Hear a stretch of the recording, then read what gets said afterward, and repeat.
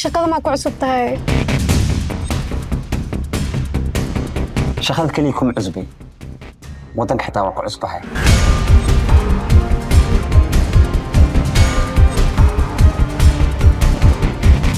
meeqa jora ku dhacda raadin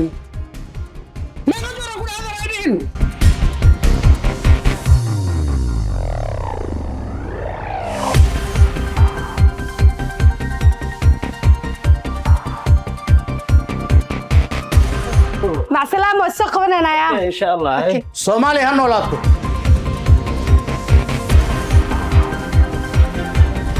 Jay, you can't crack China or you'll mass a boost, Jay.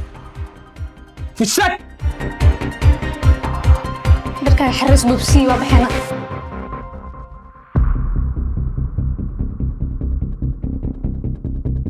Maharata, ماشي شرعي علينا صومالي معها Somali, ha.